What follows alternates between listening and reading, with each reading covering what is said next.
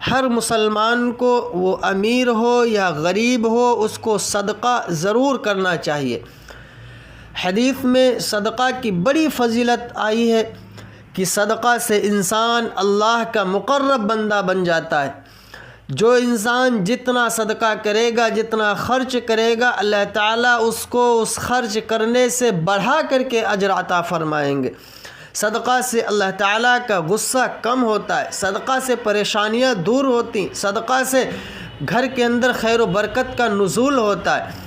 اب ہم سوچتے ہوں گے کہ بھائی امیر آدمی تو صدقہ کر سکتا ہے، غریب کیسے صدقہ کرے گا؟ ہاں کر سکتا ہے، غریب بھی کر سکتا، بہت آسان ہے۔ حدیث کے اندر اللہ کے نبی صلی اللہ علیہ وسلم نے اس کے طریقے بتلائے ہیں کہ امیر کیسے صدقہ کرے اور جس کے پاس نہیں ہے تو وہ کیسے صدقہ کرے۔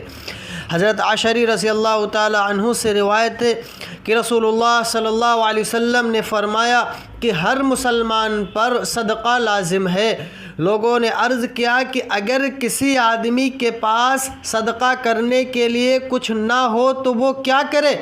آپ صلی اللہ علیہ وسلم نے فرمایا کہ وہ اپنے ہاتھ سے محنت کرے اور کمائے، پھر اس سے خود بھی فائدہ اٹھائے اور صدقہ بھی کرے۔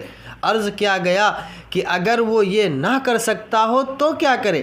اگر وہ نہ کما سکتا ہو، محنت نہ کر سکتا ہو تو وہ کیا کرے؟ وہ کیسے صدقہ کرے؟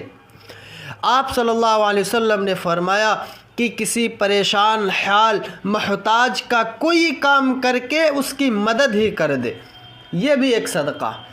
یعنی کسی پریشان اور محتاج کا کوئی کام کر کے اس کی مدد ہی کر دے، یہ بھی ایک طرح کا صدقہ ہے۔ عرض کیا گیا کہ اگر وہ یہ بھی نہ کر سکے تو کیا کرے؟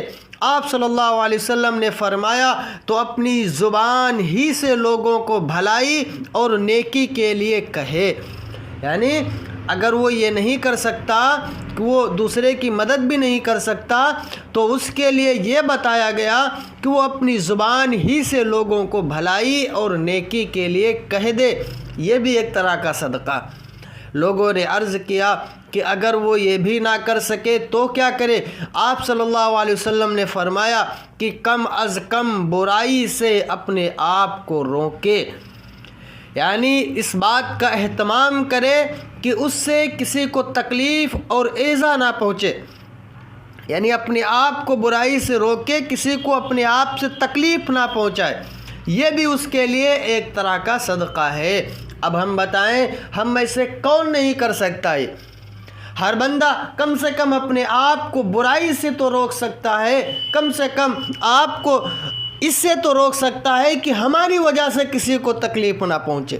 یاد رکھنا، اپنے آپ کو برائی سے روکنا، اپنے آپ کو اس سے روکنا کہ ہماری وجہ سے کسی کو تکلیف نہ پہنچے، وہ چاہے پڑوسی ہو، چاہے رشتہ دار ہو، چاہے گھر کا ہو، کہیں کا بھی ہو، آپ کی وجہ سے کسی کو تکلیف نہ پہنچے، یہ بھی آپ کے لیے ایک قسم کا صدقہ۔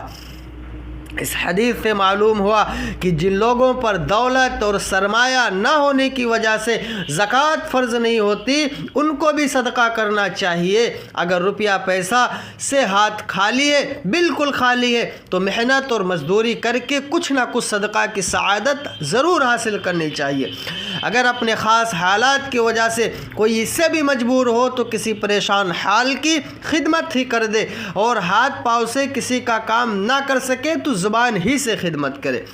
حدیث کی روح اور اس کا پیغام یہی ہے کہ ہر مسلمان خواہ امیر ہو یا غریب ہو، طاقتور ہو، توانا ہو یا کمزور و ضعیف ہو، اس کے لیے لازم ہے کہ وہ اس کو جیسے ہی وہ اس کو موقع ملے وہ صدقہ میں اپنا قدم آگے بڑھاتا رہے۔ اور یقیناً جو انسان صدقہ میں جتنا زیادہ بڑھے گا اللہ رب العزت کے ہاں اتنا ہی وہ شخص اجر کا مستحق بنے گا۔